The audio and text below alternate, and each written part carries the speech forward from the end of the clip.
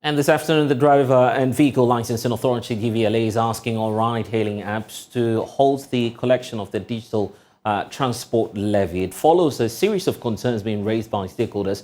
DVLA says that it will engage the Ministry of Transport on the emerging concerns regarding the collection of what was supposed to be some 10%, as some stakeholders are describing it, on all transport services rendered. But after consultations and mixed reactions greeting this very decision, in a press release, DVLA says it will be consulting further on the way forward. George Annan is the PR of the Ghana Online Drivers Union. He's joining us. Thank you, George, for your time. You've been with us all throughout, and we're grateful for your time. So let's start off from the decision itself. Were you consulted when, of course, DVLA was planning this whole digital transport fee or levy? Well, rather unfortunately, we were not consulted. As it were, we would want to say perhaps it was an escape or something, but something which they admitted to, that going forward, they will make sure that they involve all of us as stakeholders in regarding issues like this in our industry. Yeah.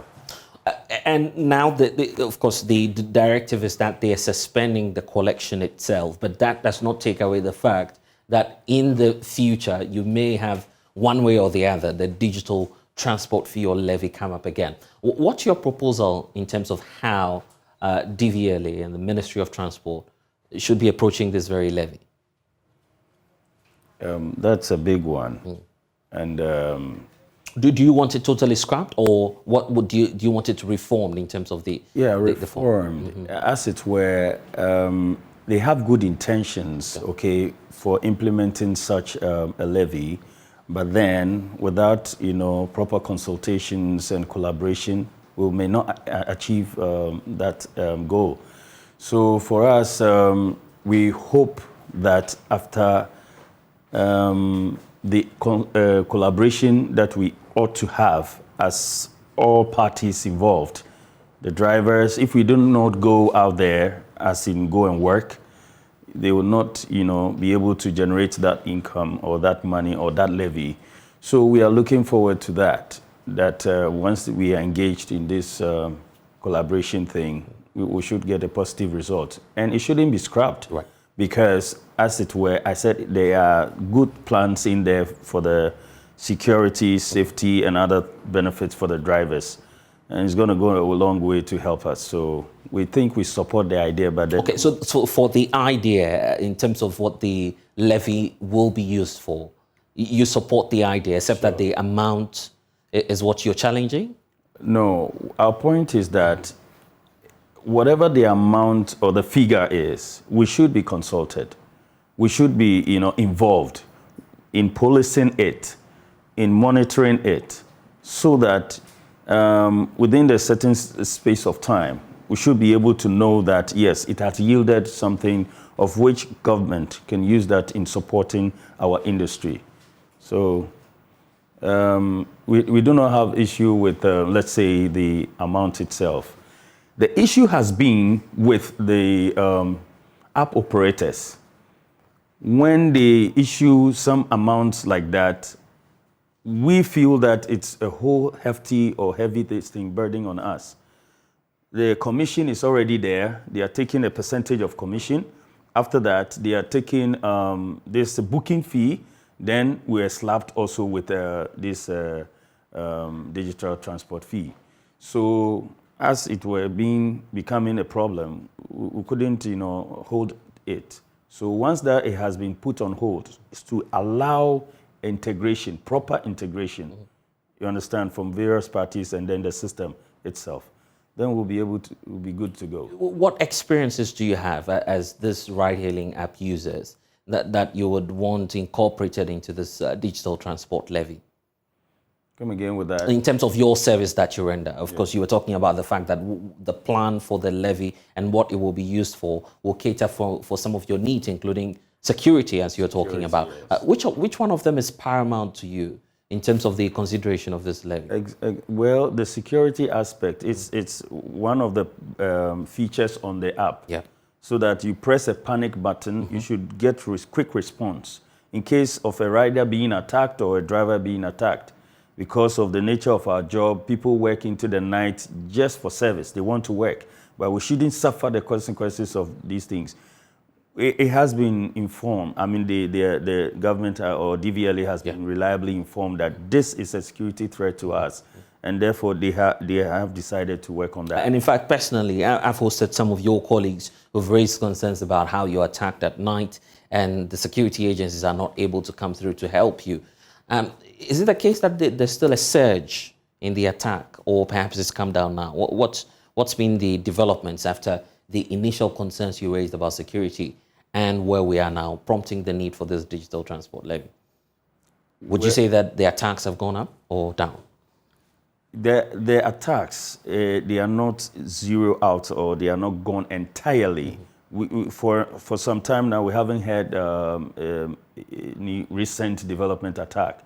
As it were, it's in flashpoint areas.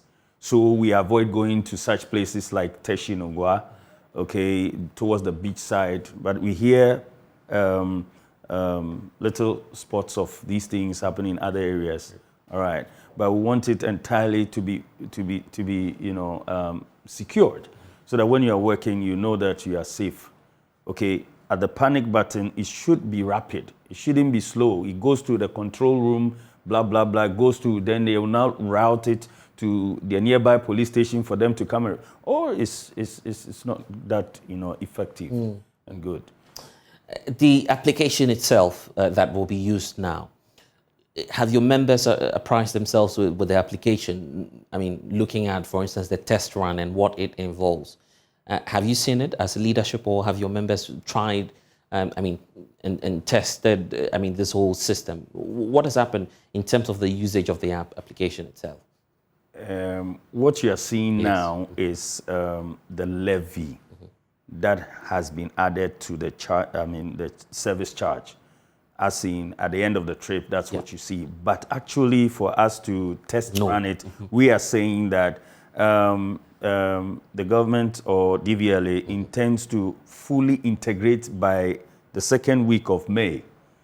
And we are saying that by that, so that's why we are pushing that they put hold or they suspend the levy until the full integration. Once it is fully integrated, then testing would have been done. So then we know how the impact is once we go there. So that's about it. And there's this leg about the clients you serve and what the likely impacts will be. If this commission is collected, is that likely to affect how much you're raking? And would you also be considering doing an offtake, probably discussing with Uber, Bolt, and Yango to consider moving the price up for consumers? We the online drivers, at one point in time, we become consumers, because when your vehicle is broken down, you have to, so one way or the other, it affects all of us. So we wouldn't say that they should, increase the fare so that we can rake in. No, that's not our concept. Our concept is for the comfort of all, users and then the drivers, you understand, everybody. So we're looking forward that they would implement this thing in due course, so that we can also respond to the needs of our, patrons. Okay, what happens from now? Are you moving towards the DVLA or perhaps targeting the transport ministry just to engage them on some of the concerns you have? What are we to expect next? Let's first and foremost compliment the DVLA. Okay.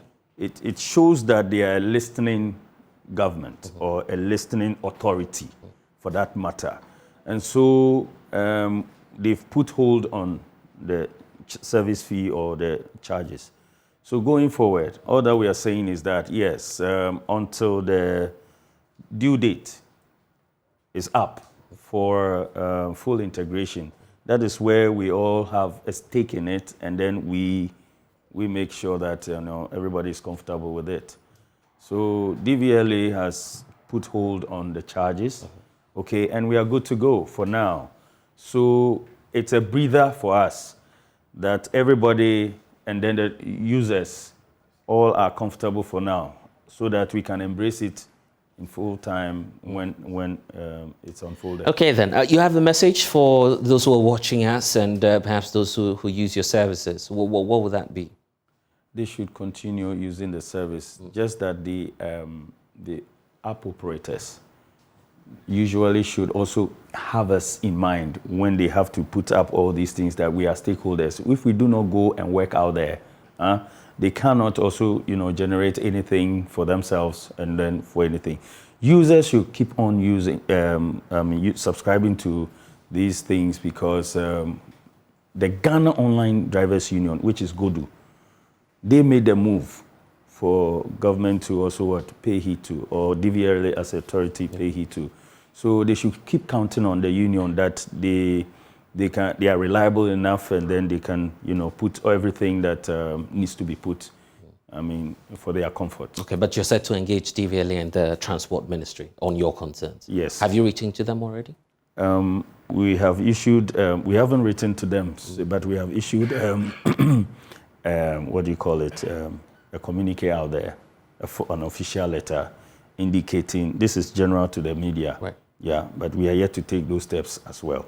Will you be doing that? Yes, we will. Yes, sure. Indeed. And once you do that, we'll be expecting you back in studio to have a discussion on that. Thank you for your time, and thanks for joining us here on The Pulse. So that's the position of the Ghana Online Drivers Union.